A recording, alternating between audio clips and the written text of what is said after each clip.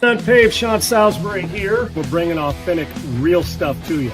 Hardcore opinions. Sean Salisbury, former NFL quarterback. 29-year-old Sean Salisbury, his second start as a National Football League quarterback.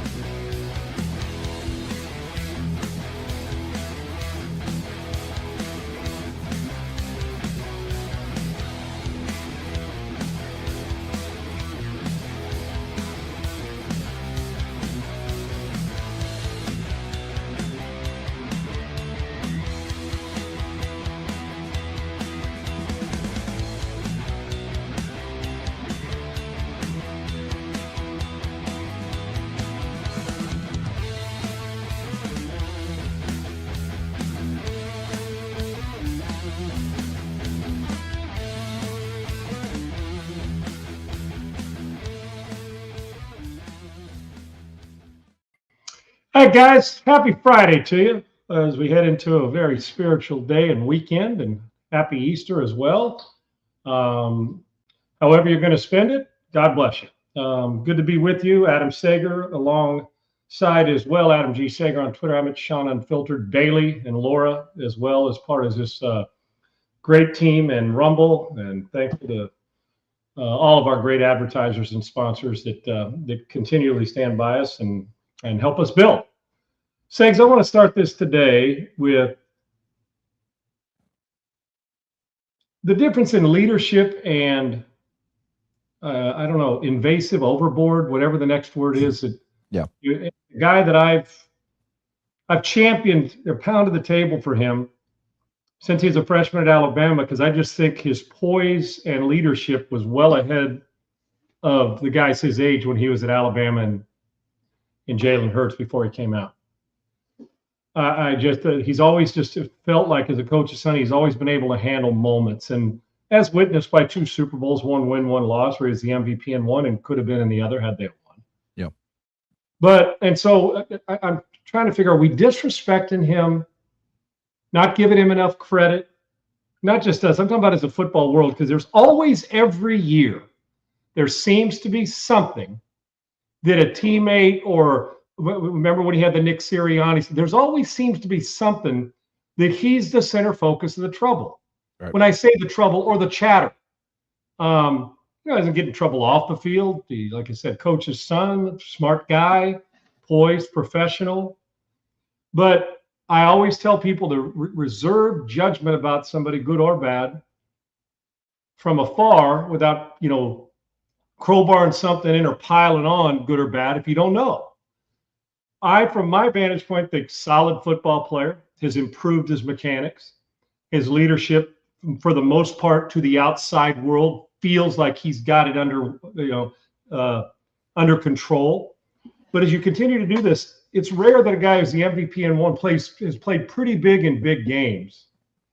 You start to wonder if he's the same guy as when he was at Alabama, transferred to Oklahoma, learned how to become a better thrower under Lincoln Riley, and has become a solid player worth a lot of money in the NFL.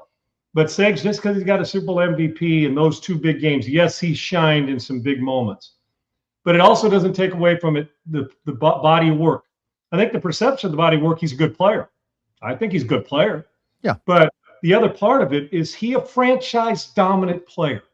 And is he a great leader if, and I want you to read what you're about to, but is he a great leader if the change doesn't fit him, he's not willing to make the changes? Is that a great leader? Or is a great leader that you show people how to become better leaders? I guess it goes around, and it feels as if Jalen Hurts, when everybody else wants to wear green, that he's deciding to wear a different color. Yeah. And I'm using that as an example. We're all wearing silver socks. Good, I'll wear green. It's just the perception outside. That's why I say we got to reserve. We're not in those meetings. We don't hear it. There could be jealousies from a player. Why is this guy getting paid? There could be a coach that doesn't like him, or he doesn't like the player, or a quarterback, receiver, all those things that go on.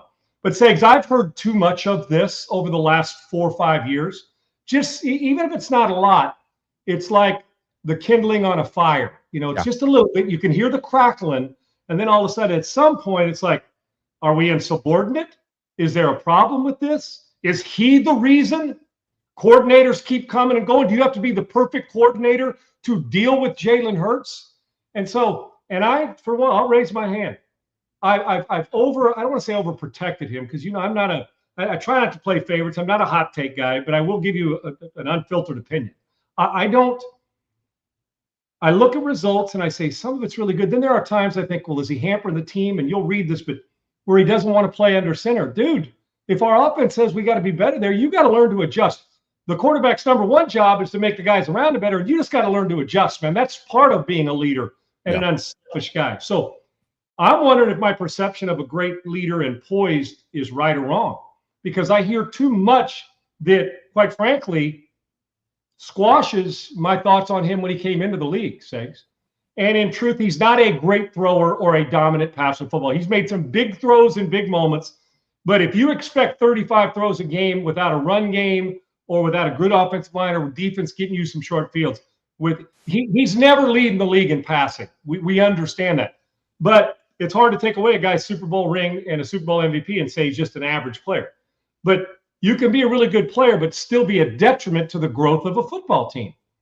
And so with the stuff you're going to read in his quote, Segs, I'm starting to wonder, we put it on AJ, it seems like everybody else is the problem. Is Jalen Hurts the problem here?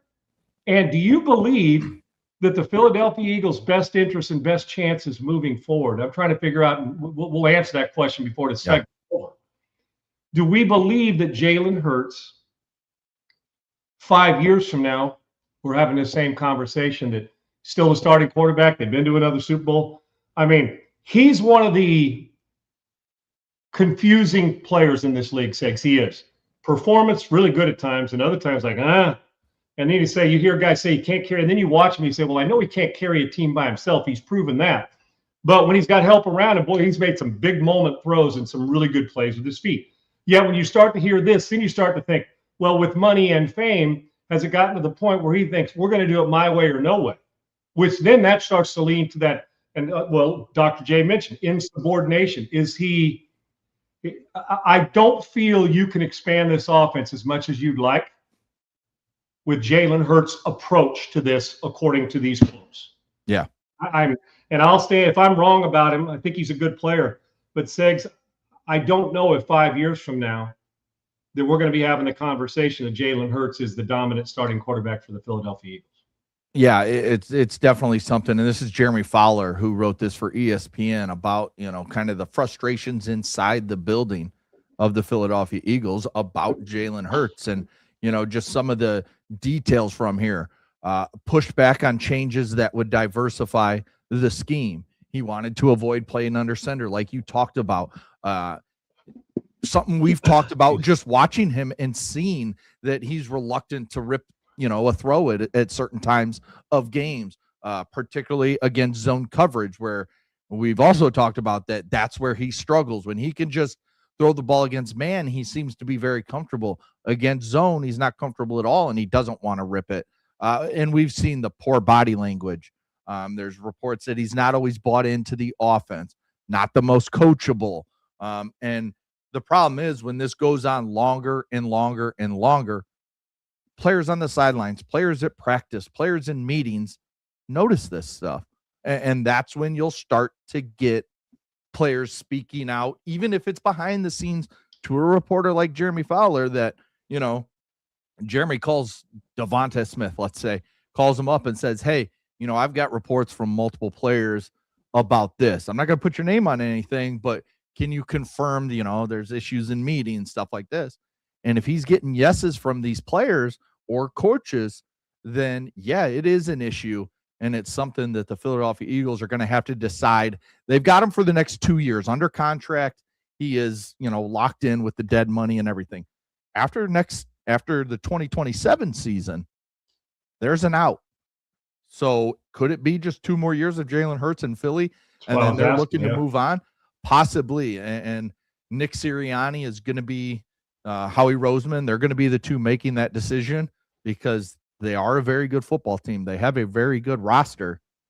But if you have a quarterback, and I'm sure you know this, if there's a guy that, there's talk of in games, he's changing play calls in the huddle that are not even close to what the offensive coordinator is putting in, Kevin Patullo.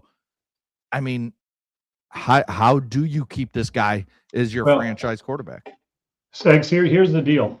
There comes a point in time when you got to look at what is the common denominator over the last handful of years of when there seems to be an issue. It feels like it's always on the offensive side of the ball. Mm-hmm. It feels like, well, he's stormed through what? We're on coordinator 4. I think 4 coordinators, 5. Maybe. Yeah, maybe 2 have 5. gotten jobs and 3 have gotten fired. I think right there, 5. You go. So he's stormed through. They've been through 5 of them. And you cannot argue that he's made some great plays in big moments. Yeah. Nobody can argue that.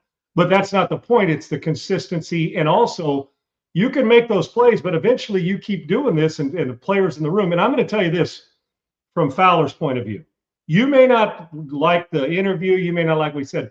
But if you're a journalist doing your job, and Fowler's been doing this a long time and pretty adept at his job, I have a hard time believing that he'd be saying things and making up quotes without. So there's not just smoke here, dude. When people are saying yes, he doesn't like to get in a huddle. He's adept, basically, and these are my words. He's slowing down the offense, the expansion, all that, the evolution of it, all those things, the diversification of it, to use their terms, is when you're hearing that constantly without naming names.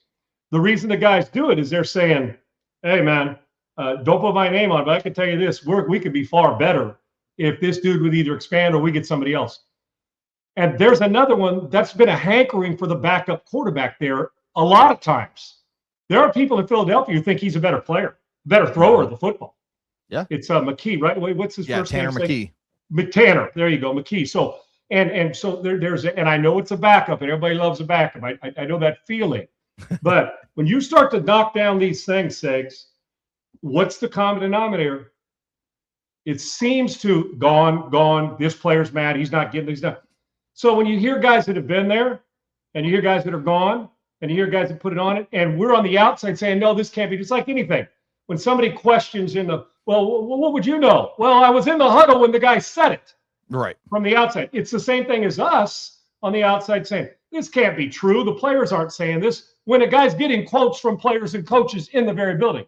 I remember when I was at ESPN doing television, I'd call, we're getting ready to do shows, and I'll call up a coach at Philly or in Pittsburgh or in Cincinnati or in Arizona or at the Trojans and ask them gameplay.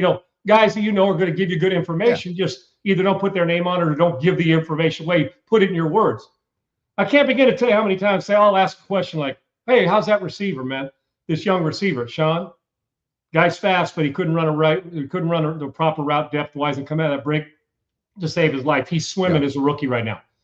So I may go on and say that on the air without telling me who the coach said or who said it by saying, hey, you know what? The one thing I do know about the rookie is that he's having a hard time on practice adjusting to cover 2 and coming out of his cut. What do you know, Sals? But well, I'll tell you what I know. His own receiver coach just told me the shit. That's how. Well, why didn't you name the receiver coach? Because I'm not as dumb as you are to get rid of sources and put them in a bind so you don't get the proper information anymore. And when I tell somebody you protect sources, it's part of it. You're going to then you do that, or you're a lying son of a bitch and you won't get any information. You think Schefter or those guys should get inside info on trades and salaries? Why don't they put in? Because why? If they promise something, and that's not illegal. That's the way you do things to get information. How it works. It's not illegal. It's the way you do. That's why they're good at it. So if somebody tells me, hey, Sean, don't put this on NFL Live, but we are going to attack on all verts this week regularly because their 3 safeties lazy. Now, I may go keep an eye on 4 verts and show a highlight where the safety doesn't get out of the middle of the field. I'm not going to sell out the coach. Or I may say this is coming from me, and that's just a highlight. So I'm not going to say they're going to run quarterback sneak 57 times on 3rd and 9 because the middle linebacker runs under cover 2 and tries to take away the bender and he doesn't respect the run game, whatever that is. So I'm starting to wonder, Segs, and as a matter of fact, I'm not even wondering. I'm starting to think that that bullet, like when you see that movie where he can bend the bullet around a doggone. Oh, yeah. I'm starting to think that one that we bent around there may have been bent and hit a wall and run or has been ricocheted in the wrong direction on my beliefs. When you hear it this often, but here's why you don't hear the old players pointing the fingers, because they never want to sell out that quarterback. Because why? Until they're out of the building, because that's whoa, we're paying him. That's the guy who gets me the ball. I need to get paid. All those things that come into play. I'm assuming these are true. I don't know where they came from, but in the building, there is far more chaos than we think there is. Yeah. And when you look at their roster, their offense should be better. It absolutely should be better. And if I know this is true, and the quarterback doesn't want to get under center, is changing plays, not because the coverage dictates it, because you don't like to play. You don't want to call it, even though you've worked on it all week. And your body language has changed. There's some insubordination. And this is coming from more than one source. The problem needs to be addressed, Siggs. And if we keep hearing this next year, I'm just telling you right now, after that 2 years, he will be gone. Because I do know quarterbacks that can carry a team when the rest of the guys are banged up. Stafford can do stuff like that. We've seen Mahomes do it. We've watched Lamar do it. We've watched Josh Allen. But that's a rare group. He can't carry a team if players around him are just kind of average or hurt or showing. His best is when play action's working and Barkley's running and you're hitting Smith and they're playing man coverage outside. You know why some quarterbacks love man coverage, Segs? It takes the traditional read out of it. Right. I come to the line when people say, Sean, what are you talking about? Let me make it simple for you. Come to the line of scrimmage.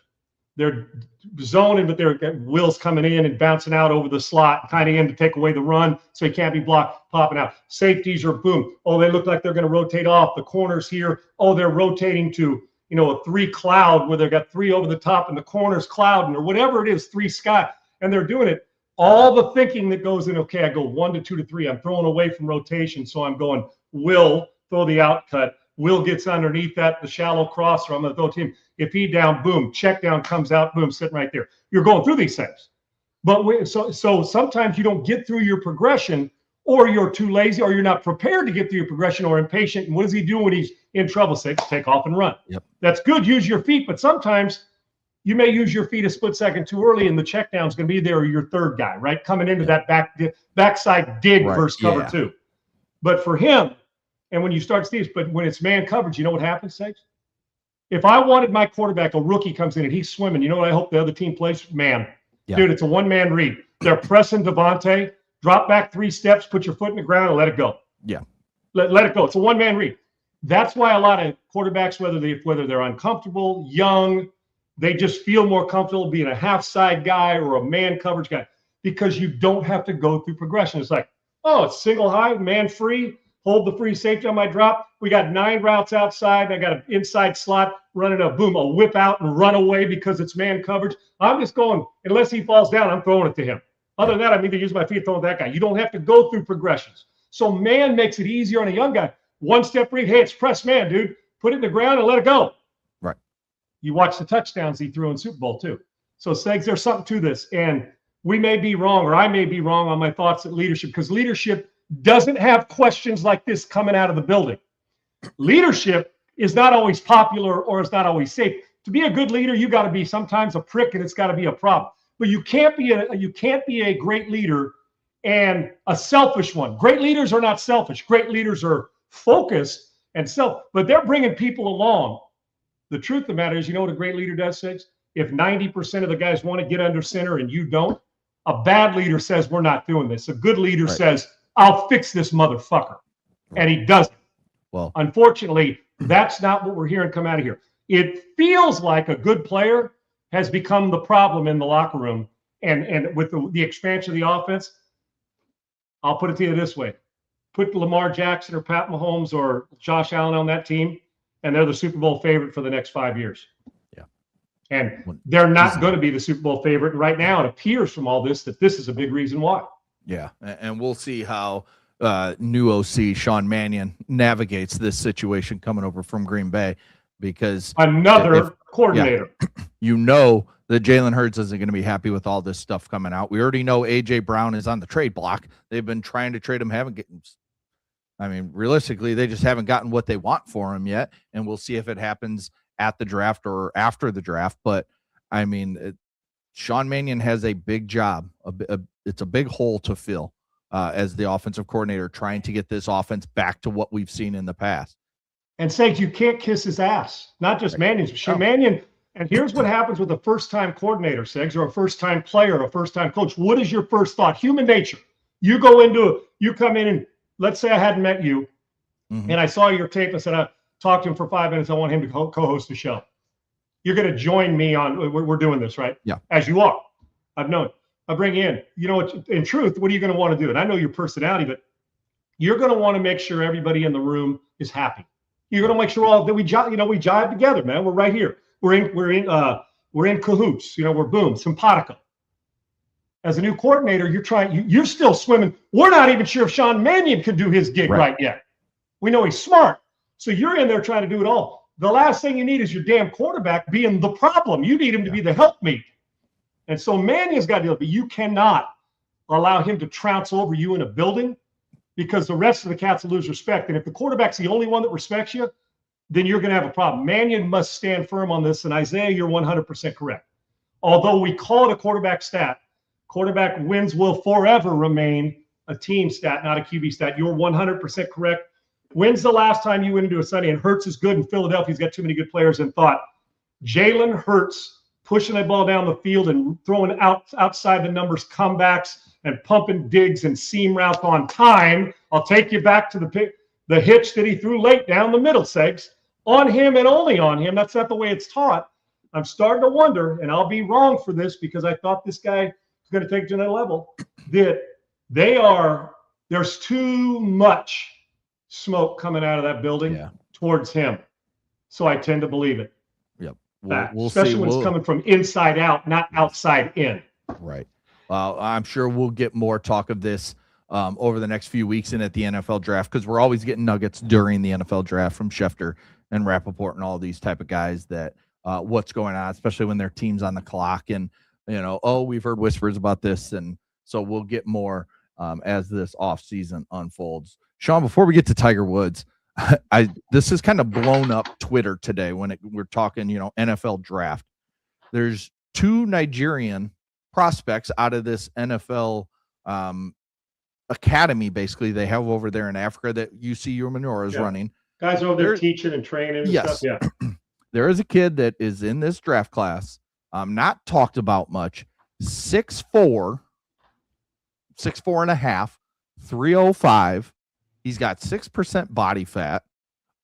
He benched 31 times, so that's getting up towards 225, 31 times. Yep. At 225. Shit. Yep, at 225. His vertical, Sean, at 305 is 39 inches.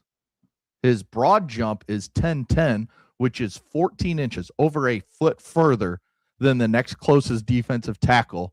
Oh, and he ran a 4.63 40 at 305. Can he pass the drug test? Look at this guy. That's what I'm saying. He looks like they took granite and said, I got a guy for you. I was kidding about the drug test, but dude, he's a friggin' freak show. And he's 21. The optics. Huh? And he's 21 years old. And now this guy has never played like true football before because he's growing up and learning. So, this is one of those guys now. A lot of these guys are undrafted free agents. Teams will bring into mini camps and see what they got. A kid like this, how do you not, if you're any team, I don't care who, say any team in the NFL, in the 6th round, be like, let's take a shot. But Segs, and forget, screw defensive tackle. Screw that. I put it, what I was just looking at, being a bit facetious. You said he weighs 305? 305. Okay. Runs 4.63. Well, and I always tell you that I like football players first, athletes second. Yeah. But if I've got enough athleticism and he's quick and he's a quick study, I can make him a productive football player, right? Not a straight if he just never played and said, I don't really know football, and we looked at him and said, let's just draft him. But he's been working with guys and learning the NFL game. Dude, look at him. Let me explain to you what happens with this. Okay, you don't know what he weighs and you see this picture. Give me 2 positions you'd think he'd play. Edge rusher. Just go get after the quarterback. Yeah. And then, tight end. Yeah. That's what I was just going to say. Give me like a hybrid fullback tight end guy that just mauls blockers. H-back that can line up with his hand in the dirt. Yeah. Well, and I could tell you, and so say if you look at that, when I first saw the picture before you mentioned his weight, I thought 245, 250. Yeah. So it's deceiving because, dude, he's got muscles in his earlobes. You know what I'm saying? Yeah. When he's talking, the jaw muscle looks like he's been biting down till exhaustion because it's so, like I say, got muscle in his jawbone. This dude is a freak from here. Now, I don't know, but you're asking me if it's a throwaway pick in the 6th round. Now, if you go watch him on tape, and the dude's got he's obviously athletic to be able to jump that high and run that fast and move. So he's got some coordination. It's not like he's just a guy who looks like that, but he's got 2 left feet. So for me, I'm with you. And listen, DT is one thing, but there's not a guy alive saying, oh, he's 305. You look at that. We see edge rushers at times with guys that play tight end say, look like this cat, right? Well, judging from that photo and what you've told me about his times and his measurables, he's either going to learn to be a guy that could stand up on the edge and go get somebody, or I'm going to be able to say, dude, can you catch 1,000 balls on the jugs? What kind? Is he like Elijah Wan? Where the reason I say that because Elijah Wan had great hands and best feet ever for a big man, best feet ever, soccer goaltender and a football, but a soccer goaltender. And I'm sure with that 6'11" frame to be athletic enough to go side to side, and the fact that he was almost 7 feet. Now, if this cat at 6'4" is not Elijah Wan, but if he's got half those feet and half that athleticism, I'll find a place for him. So to me, that dude, I'm not putting his hand in the dirt to go get double teamed. He's standing on the edge and got his dirt on a wide 9, or he's playing tight end. I'm moving him and getting his ass in space if he can catch a cold. Oh, and that's Sean, that's crazy, man. His arms, I forgot to say, are near 36 inches long. So he's got length too. So if you're a tackle and you're trying to get your arms on him, and you the problem is if you punch, if you're a tackle on him, it says he's an edge rusher. If you punch, you might break your wrist. Right. Yeah. Those ain't man boobs. Okay. No. I can assure you of that. And then, dude, I don't know. That guy just was born, and the good Lord said, you're going to have one of those. You're going to have that. That's a guy you look at and say, matter of fact, it looks like there's guys that are unhealthy because they don't have enough fat on their, fat on their body. Right. I'll tell you what, he looks the part. Keep teaching him and somebody draft his ass because I ain't wasting him. And not that the interior is a waste, but 305 is kind of light at times. It feels like it. If he's athletic enough, we're going to have the first outside linebacker edge rusher that's 300 pounds. We've had inside guys like Levon Kirkland, but that guy looks like if he could play 80% of the way he looks, you got somebody that looks like he'd be unblockable or you couldn't cover him at a tight end position. And then there's another one, Joshua Werru, I believe is how you say it, 6'4", 244. He's coming in as an edge rusher, a vertical of 41 inches, broad jump 11.2, and his 40-yard dash is 4.45. Oh, and he's got 33.5-inch arms as well. So, I mean, good Lord. I mean, if you could just take these guys and stash them on a practice squad for 2 years and let them learn the game. 21 years old. I got time to train them. Yeah. I got time. I can get him right. I can teach him football. And by the way, Dr. J, you're right. Siggs he tries to change up the rundown and throw a fast one. We might have to sit him down like Jalen Hurts in subordination. You know what? Find him. We're going to find his ass. I like to throw things at you and that I can handle. So you can, just make sure we're getting under center on our team, Siggs. We like to get under center. Every once in a while we get under center. Diversity when we come to our offense to expand. We play, we go to the plays that we know are going to work a lot of times. Right. But sometimes, I got a playoff schedule and I've worked on it. You can't live there. Training. You can't live off schedule, Siggs. So let's get back on schedule. Tiger Woods, he's calling the president from his crash. Now we find out there's the video of him. He's down the street. The officer's got to get him back. And he's just like, oh, sorry, I was on the phone with the president. Like, I know he's dating his niece or something like that. No, he is dating Trump's son's ex-wife. Oh, that's what it is. Yeah, Trump's son's ex-wife. That's what it is. So he's on the phone with President Trump. And then there's the video of him trying to do some of the sobriety tests where he's putting the hands in front of the next hand and he's like missing and then he's The best is the memes of him down on the one knee, and Laura sent us the one about the kid that knows he's got to talk about. He's got to tell his coach he forgot his spikes, but the coach is already yelling. The coach is pissed at something else, right? I saw one where he's down on a knee, and it's like he's rattling off a play call. Like in a huddle. Yeah.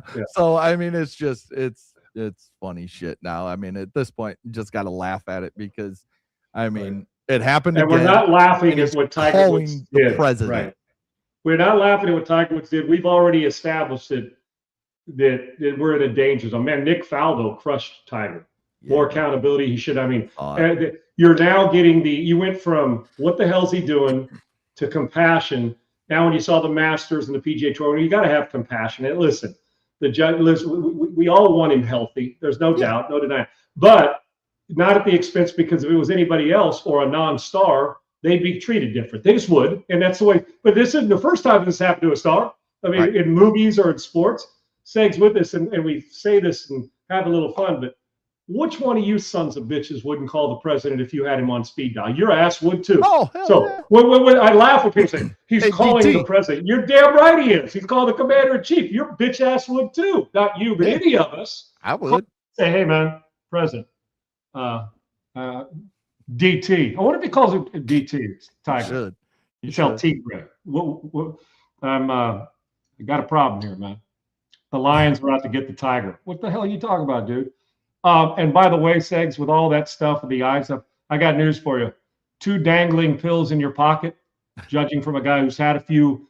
First of all, Percocet are more powerful. Which ones were his? The other one, the hydrocodone. Yeah.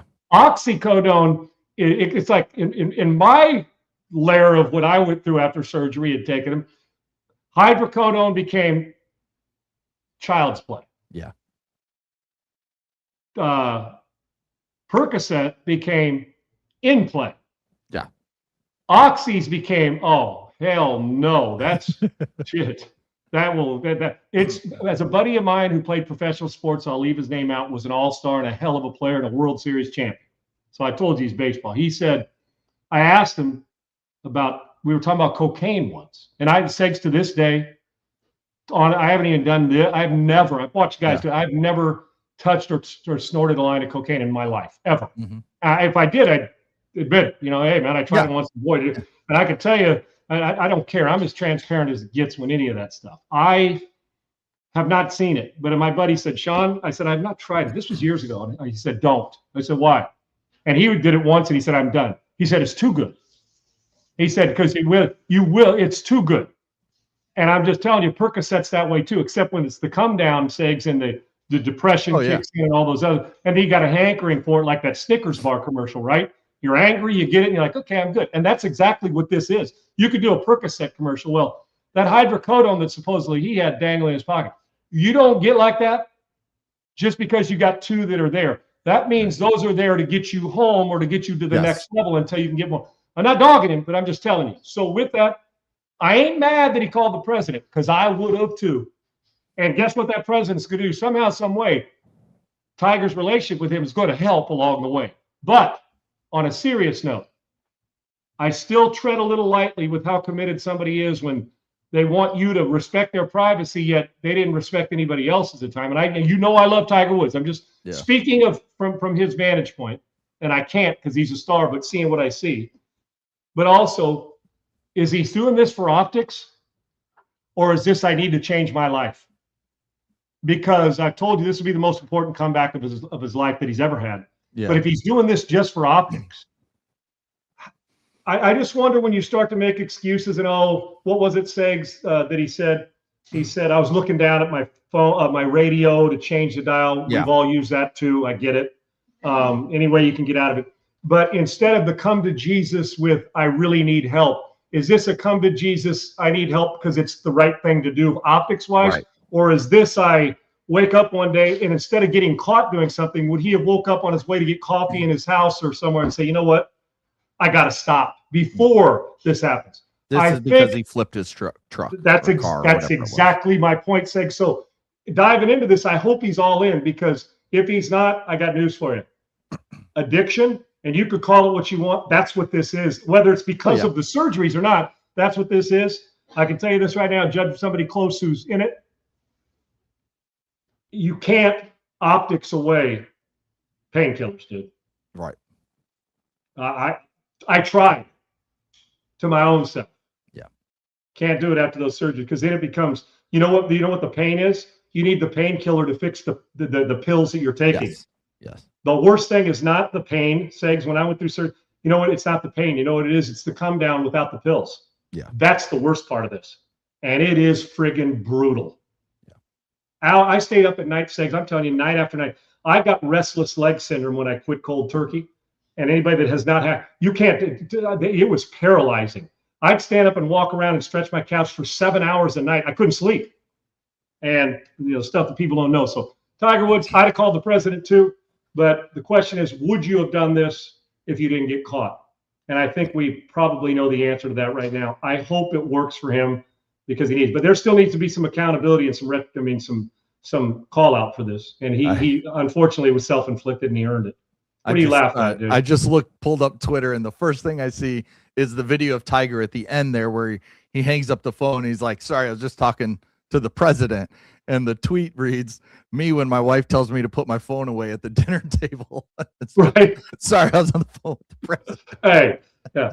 Oh, dude, you know how we talk about the ultimate, I got that as like high places? Right. You got, I know people. Yeah, like, he's my guy. Yeah. You know how we all sit have here like this on the phone and just be like, oh, right. Sorry, I was on the phone with the president. Right. You know how we all have the one up? Oh, you talked to Barkley? Oh, cool. Yeah. Well, George was over the house last night. Right. Oh, yeah, he was. Yeah. Oh, Tiger. Yeah, Jack and I played around. The one uppers. Yeah. Oh, what were you doing? Oh, I was hanging at a Hollywood party, man. It was off the charts. What'd you do? Oh, I just got off the phone with the president of the United States. Yeah. Somehow, some way, he's going to make sure my doctor listens to him as opposed to listens to the public. I don't know. Right. I root for Tiger Woods to come back at it, but I also know this. Being scared straight, Pat, in order to do that, you got to be scared. Yeah. You just do. And if he's not afraid of this, you talk about a guy who's been fortunate. He's had some unfortunate circumstances, but fortunate while driving. Yeah. And it's been harsh, but unfortunately, much of it's been self-inflicted. So he's got to try to fix this, and I hope he does. Because I think we all love Tiger Woods, but remember, it's not competitive golf that's going to sustain him anymore. He needs to be healthy. There's no doubt. 100%. We got the Final Four this weekend in Indianapolis. We got Michigan. The first game, UConn versus Illinois. Then we got Arizona versus the best team in the country, Michigan. That will be the second game. Start about 7:45. I think the first game is 5:09 Central Time, 6:09 Eastern.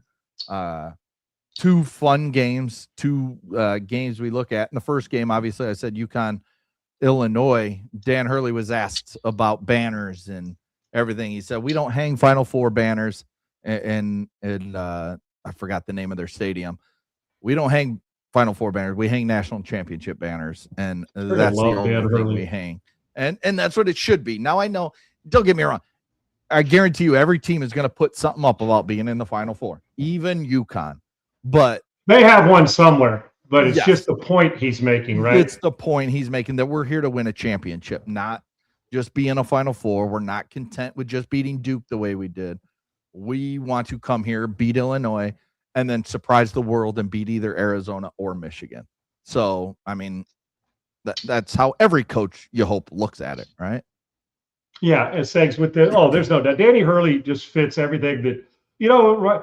I think Danny Hurley probably is his dad's clone. His dad was a phenomenal. Hasn't dad been a legendary basketball coach at one of the St. John's or one of the private schools up at Ignatia? I can't even remember the school, but I think his pops is a longtime legendary coach in the Jersey, Philly, New York area. But what I love is I feel like I could hear his dad tell him that when he was 9, when Danny was playing youth basketball and Bobby, that here's the way we're going to do this. And that they've just kind of, okay, Pops. And hell, the way Mom was getting after it, Mom might have been the one who taught them as well. Sags, and you're right. Somewhere along the line, there's Final Four banners. But here's the problem. At UConn, the truth is you don't have room for them. Between Gino and Hurley and Jim Calhoun, you ain't got. You may have to build a bigger arena, like what they say with all the drugs. I got to build a bigger boat. Yeah. You may have to build a bigger arena. And Danny's right about that. And I love it's one thing saying it, but when you're teaching it and getting your players to buy into that we don't listen. No disrespect, but we watched the Indianapolis Colts when Luck played for them. They made it to the AFC Championship game, and they got a banner up for that. Yeah. I think the Lakers banner for the AFC wild card. Yes, the Lakers and somebody else, whoever won it this last year. I don't know who won it in November, December 6th. Who won the tournament? I have no idea. I have no idea. Right. So, but when the Lakers won it, didn't the Lakers win one? Whoever won it, I think I think the Lakers hung a banner like a year ago. Yeah, in-season tournament. Yeah, champions. Exactly. So there's a mentality that goes with no, we don't do that. Even if you do, pretend like you don't and live like you don't. And I can believe the UConn lives like they don't because Gino and Danny keep getting their teams an opportunity to win a championship. So I'm all about it. I understand Final Four banners, but just getting there or, hey, we made the tournament. Let's hang. We were the 64th team in. That ain't the way it works. Yeah. They have expectations. And I think you set those standards high and you don't just talk it, but you live it. And UConn lives it, both men and women. When you put both together, there's no more dominant basketball program in college sports. South Carolina's got one good, sometimes good. You'll get Duke, who's got them. Stanford. When you talk about men's and women's basketball, there is nobody in college basketball who dominates both of them like they do. Matter of fact, it's just, you guys will come, go get your Final Four. Okay, we'll get ours. And they're just two ships passing the night, and they just keep winning. And a lot of that has to do with two reasons, Segs, currently. What may be the best coach of all time in Gino at any sport, and he's in the conversation, and adding a guy who fits perfectly in. And did you ever think you'd be saying, well, Jim Calhoun's the most legendary coach, men's basketball coach of UConn's ever had? Dan Hurley does this 20 years at this rate. Jim Calhoun's going to finish second. With flying colors. Like, it won't be close. If Dan that store, what they got going on in stores basketball-wise has been dominant for a long time. And they are the measuring stick, which college sports combine men's and women's programs. Oh, yeah. That's the measuring stick. Danny Hurley's got this right, and Segs, none of us should be surprised if they pull this off. I know much to your chagrin if they do, but they're going to be hell to pay through these Final Four because they know how to win games like this. Yeah. As well witnessed against Duke. Before we talk about each game, let's hear from Dan Hurley, because it is pretty funny of him talking about the banners and everything. And I mean, it's like, dream come true, dream scenario, made for TV movie or Netflix. I guess goes right to streaming now, so listen, we got a shock. I mean, listen, I've been shock coaching since really Tuesday. I had to let everyone enjoy it. I couldn't come in on Monday like a cold, damp blanket and just start destroying people on Monday. I mean, that just would have been just a cruel thing to do to people's spirit after such an incredible victory. But Tuesday, you just got to bring everybody back to reality. Like the reality is that moment's over. It's an incredible moment. You'll have that the rest of your life. But we came here for rings, not watches. Everyone that comes to the Final Four gets a beautiful watch. But only one group's going to get a ring. So get off social media, stop injecting the dopamine into your arm, and get serious about the preparation and the practice, because we don't hang banners for Final Fours at UConn. We hang national championship banners, and if you want to hang a banner, you got to get your eyes off social media, get your face out of the phone, and get locked in on Illinois, because Illinois is one of the best teams in the country, and they're as big a threat to winning this tournament as any of the four teams. Segs, you know what I love? When he said we don't hang Final Four banners, right then the athletic department was like, dude, get into our building and pull that some bitches down. So if we do have one up there, we get to validate what Dan said. Love it. And Segs, he's so right. Can't let wins or losses fester. He gave it 24 hours. I love that he said, I can't come in here and like start burying people. And what he meant by that with people, what do you mean? That chewing the players out that they had to be in the situation they were in and start coaching them and watching tape, because it's like, gosh, he's back to, you got to let them enjoy it. They had an unbelievable win, but you got to snap them back in the next day, because guess what? The job's not done. Nobody will give a shit about you if you just get to the Final Four. Matter of fact, name me the Final Four last year. I can, because I was at it. Who was in the Final Four just off the top of your head? You'd have to think about the fourth team, wouldn't you? Duke and Florida. Houston. Right? Duke, Houston, Florida. Who's the fourth one? I don't remember. I'll let you mull that. That's my point. And I was in the building. The point is, you're not going to care, and that's Dan Hurley's point. Yeah. By the end of the show, it'll hit you because you love hoops like I do. Right.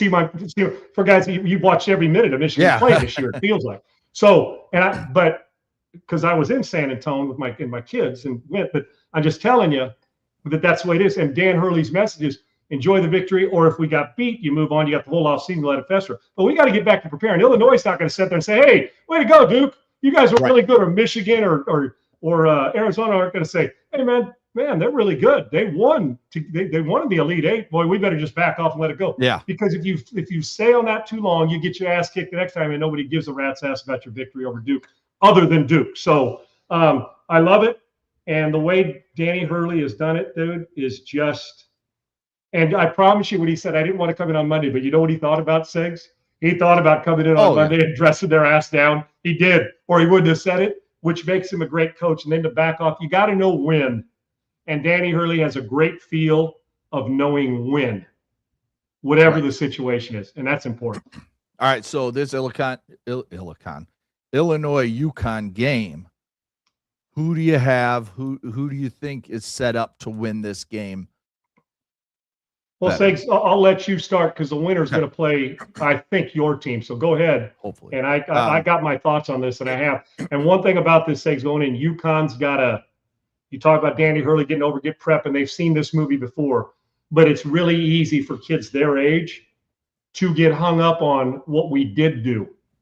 And you can't come out and do Duke what they've done in three. You can't start slow. Not against UConn, but in a lot. You can't, because now the teams, they'll just bury you. And then you'll look up and there'll be 3 minutes to go in the game and you won't be able to make up that ground. So go ahead. It's going to be fascinating, this game, because Illinois, as much as they are frustrating as hell to watch as a basketball guy, like a coach, like I've coached in the past. I might coach, I'm coaching my boys now. And just watching them is so frustrating because all the size they have, yet all they want to do is jack up threes. So it's what Illinois shows up. Are they going to make 3-pointers or are they not? That's going to determine this game, in my opinion. I think if they pounded the ball inside to both of the Ivisic brothers, God, I can't even say their name, Mirkovic, who number 0 on Illinois, just watch that kid rebound. He's incredible at it. And then he gets that ball, puts it right back in and scores. But again, they get 2-3 happy. They want to shoot threes. They want to shoot threes. Even their big guys shoot threes. And it hurts them sometimes. And when they've lost, they struggle to shoot. They get out rebounded because of they're all on the outside trying to shoot the ball. They don't get the offensive rebounds. Now, against Houston and then Iowa, on the offensive glass, they were monsters. And that killed Houston and Iowa. And that's what gave Illinois the win. So I think it really depends on what the game plan is for the Illini. If they show up, they use their size. Now, Terrace Reed will have something to say about it from UConn, but UConn doesn't have that other starter. They're going to have to play both bigs at the same time, and UConn doesn't play like that. So I think Illinois has the advantage because of their size, just like they did against Houston, just like they did against Iowa. The size will make the difference here, and I'm going to pick the Illini to win this game, and I think overall, Keaton Wagler's the best player on the floor, but I do think if Solo Ball and Braylon Mullins can get going early, UConn has a chance. Segs, for me, it comes down to this. Had this game have been played, if they had to win in the final, like say on Championship Monday, if UConn had to win against Illinois the way they won against Duke, with only 1 day in between, I'd be concerned about the come down and the energy level because you have to expand to go. The fact that it happened last week, they've had a chance to emotionally, physically, mentally put that aside and say, again, we don't hang Final Four banners. That's right. 1. 2, and you mentioned it. I'm so glad we talked about Illinois' length. We talked about it throughout this tournament. And it's a weird mix when you're a team that wants to shoot threes, but you've got length.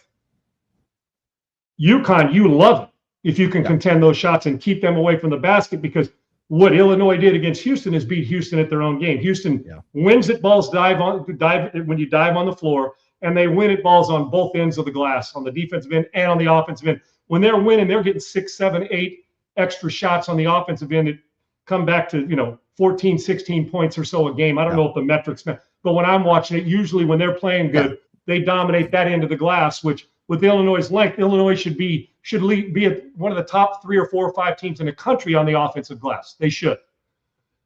I think it comes down to this, Eggs. I do.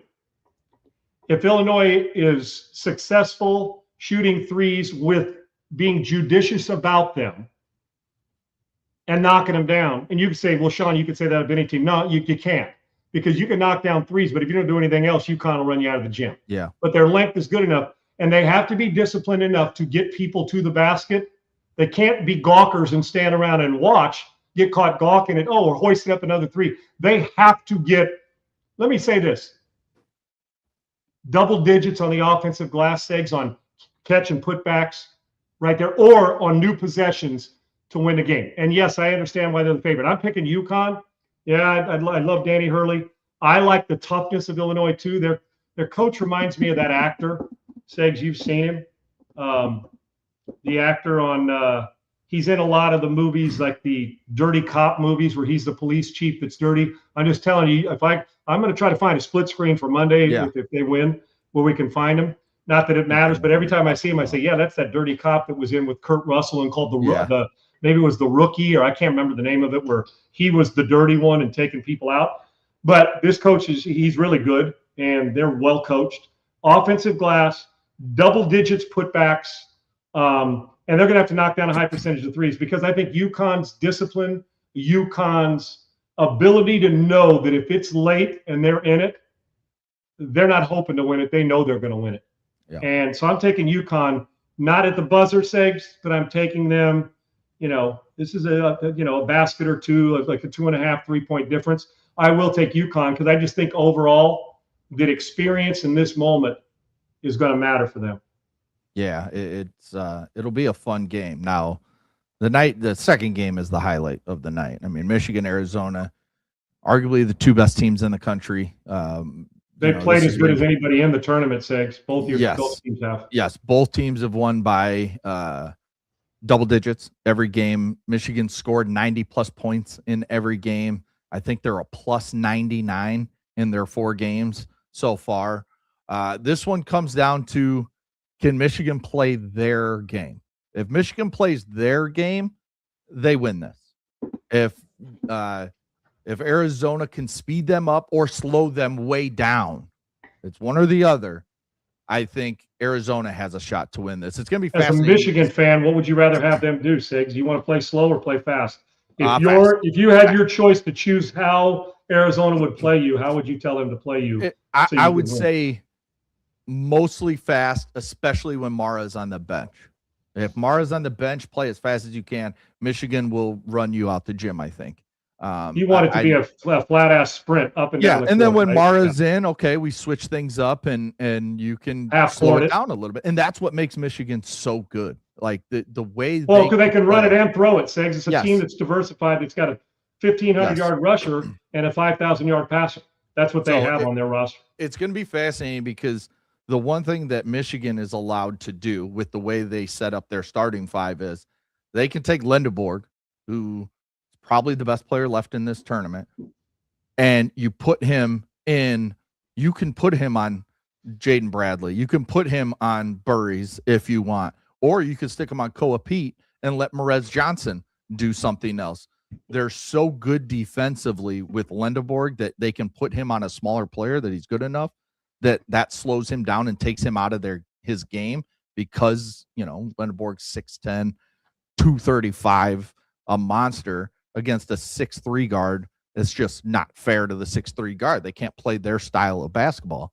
So I think it's going to be interesting. I do think Michigan pulls it out, and I think the guy who has not played well offensively, I think, is going to be the difference, and that's Merez Johnson. He's really struggled at just putting the ball in the basket, missing layups and stuff. I think he will get going, but his defense is going to be the difference in this game. Merez Johnson can switch everything. He's so good defensively. I think him and Lindeborg are the difference that no other teams have. And I think having both of them makes the big difference here. And I don't need to browbeat this. You put that on, and it's your team, and I wanted to give you that platform to and you got Michigan to win. What do you, real quick, say? So what do you got them? Is it close, or is it like under 10? Yeah, I will say under 10, 5-6 points, somewhere in that range. Yep. Here's my favorite thing about this game. First of all, this is a great basketball Final Four. Yeah. You may not have your Duke Senator. This is a great basketball Final Four. Well coached. They can do a little bit of everything, and if you want to talk about team sticks out more than individual of these four games, although there's individuals that could take over. But the one thing I'll say about this, just to add to your points, is I believe that Michigan wins. I told you Arizona was getting beat before they got to the finals, and I think I had somebody else beating them, but Michigan is going to win this game. But in my opinion, Michigan won't be flustered if they have to play in a low-scoring or high-scoring game. Right. Now, you just mentioned they could score over 90, plus 90, or whatever it is in the differential in 4 games. But for me, there are teams that if you get them out and they have to play in a low-scoring fist fight, they can't win. Right. And not everybody can play that way. But the dimensions of, you want to run and play that way, we talked about fast or slow, but you want to play a 97-point game, I'm in.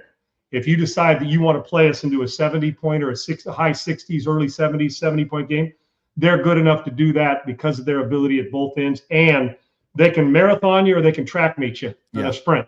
And so I like Michigan. I think this is a two-basket type game. It'll be a late second period win. Yeah. I don't think there's any they're up 20 and Arizona closes it to 8. But because Arizona's capable. The thing about it is sometimes we get to the Final Four and say, well, is Florida Atlantic really capable of winning the whole thing, in the Final Four? And maybe you say no, and your guy was at that very school. Yep, but Segs, the other guy, the thing is that there is this Illinois can walk away from this and be the champions, and nobody should be shocked if they are able to go. But you got a gauntlet to deal with in this Final Four if you're going to win the national championship. Give me Michigan because they can score you. They can play in a fist fight. They can also play in a finesse game if they want to beat you up and down the floor. I'll take Michigan by 4. Yeah, and I think the winner of this Michigan-Arizona game wins the national title. Either Arizona or Michigan. I think they cut down the nets Monday night. We'll preview that when it gets here. But couple quick things. Tommy Lloyd, new contract at Arizona, so he will not leave and go to UNC. UNC supposedly offered him a contract that would be top 2 paid in the country. He says no, he'll stay in Arizona. Bill Self announced he will stay on the bench at Kansas for at least another year. And then I saw this tweet because we just had my mock draft the other day. Todd McShay, who we'll hopefully have on the show next week or the week after, says that Dallas and Arizona are talking trade. Dallas moving up to 3 to go get a pass rusher. He mentioned David Bailey. I had Bailey gone in mind, so they moved up for Arvell Reese, but that trade is being discussed. The splash stuff Jerry loves. You got rid of one of them, you go, meaning Micah Parsons, go get another one. Dallas needs help on defense. And Segs, one last thing about those basketball coaches. At what time in your life, other than now, even at Arizona, and they've been a good program, Lute Olson, they've had a good program for a long time. But at what time in your football, basketball, baseball, in our lives in this business, would anybody have turned down the head basketball coach at North Carolina? Now, if you're Krzyzewski at Duke, Bill Self at Canada, non-blue bloods, Arizona's kind of become one. Segs. Every year they're really good. But you wouldn't say, I'm going through the blue bloods. Arizona, Kentucky, and Louisville are going to finish ahead of you on blue bloods. You say, I can't forget Arizona's been a dominant team out west. But think about what NIL and transfer portal and comfort and all the things you're building. And what's the one thing that people were wondering what North Carolina would do with the new coach? Would the NIL, would they support all this? Imagine turning down the North Carolina job, which is Dean Smith, Roy Williams. You're like, I ain't turning that down. Right. People are turning it down at schools, and Arizona's a good school. But even then you'd say, of course you're taking the job at North Carolina. It's not the case. And it's not the case in the NFL. It's not the case in college football, should I say, anymore. So and it's amazing. Like good on Arizona to keep him. It sounds like Dusty May will also sign a contract extension in Michigan unless something goes wrong and he will not take the North Carolina job either. So Why would he? we'll see. Yeah, we'll Why would see you? where I have a feeling it's going to be Otzelberger from Iowa State. That's my feeling. I feel like he's going to be the next head coach at North Carolina. As good as Iowa State is, Segs, they're still not Arizona, Michigan type basketball. In order to get to that level, and I understand that, well, Matt Campbell, Iowa State's a good football program. Exactly. Goes to Penn State because it's another level up, and that's a blue blood. I would completely understand that move. I get why Michigan, why May wouldn't leave, why out at Arizona. Boyd. I don't blame them one bit. Yeah. All right. Thanks for watching Unpaved. Another great week here. We're getting closer and closer to the NFL draft. We'll do a lot of NFL draft talk with Coach JB on Monday. Get the latest. We'll, I'm sure, find something stupid to talk about because that's what we do with Coach JB and just kind of let him go. And I am going to bring up the Ruth Chris stuff on Monday. Oh, yeah. 2 weeks ago about the dress codes in restaurants. Yep. I'm even going to go one deeper, and I'll just tease you. Men should not be wearing tank tops in any restaurant or bar unless you got toes in the sand and you're on a beachfront beachcomber. I don't care if you're walking into Applebee's. Don't wear a tank top with your Birkenstocks. Yeah. I don't want to see your armpit hair when I'm eating my burger, okay? I like it medium rare. I don't need arm. So we're going to take it further. What Ruth Chris is doing, we should have more do. Even Dairy Queen, okay? Yeah. Armpit hair and my Blizzard don't mix. That's on Monday. I can't wait to hear JB go off on that. Yeah. Get over to YouTube, like and subscribe at Unpaved Sean Salisbury. Follow him at Sean Unfiltered, myself at Adam G. Sager. Thanks to Bailey, Laura, all our listeners, commenters, viewers on Rumble and YouTube. Sean's getting booze. It's Friday. Field of Dreams. This is cool. Field of Dreams whiskey. That thing. Everybody's got a name. There's a number on all of them. Segs. I got a Randy Johnson. I might have an Altuve. I got 3 of them that they sent me, and it's Field of Dreams, and it's made from the wheat. It's not doing a commercial. Really? I'm just saying this. It's made. This is player 14,891 of 23,114. I got this about a year and a half ago, and it tells a history about it on the back. It just talks about and is the same. They use the stuff from the Field of Dreams to make their whiskey. Yep, it's homegrown right there, and it's really cool. Handful of Major League Baseball players are involved in owning this, and so it's cool. So my point was, I'm going to pop this one open. I've already been through one bottle. Pop it open, the collector's bottle. It's Friday. Why not a little whiskey to get your day going? A little bourbon. Why not? It's past noon. You know, a little 2 fingers. There you go. Yeah, why not? Get a little jump start to the afternoon. All right, well, that'll do it for another week. We'll be back Monday with Coach JB, myself, and Sean, and we'll give you the latest on the Final Four. We'll preview the national championship game, which will be played that Monday night, and anything else that breaks over the weekend, because it feels like every day now there's some big story going on. If it's DUIs, rehabs, trades, players saying something stupid, calling the president. Call the president. Always call the president. I don't care. I need him on speed dial too, dude, so I can get on some of these golf courses. That's why I need him on speed dial. Yeah, just call up DT. He'll answer. Just call the White House and say, "Can I talk to DT?" They'll pass. Yeah, if you say that, you're tight. You don't have to say it's Mr. President, Commander in Chief. There, no. Hey, give me DT. Who is this? It's Woodsy. Yeah. You think he calls himself Woodsy?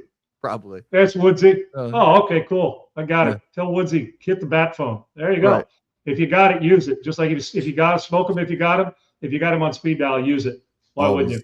Always call the president. All right, we'll be back Monday, 1 p.m.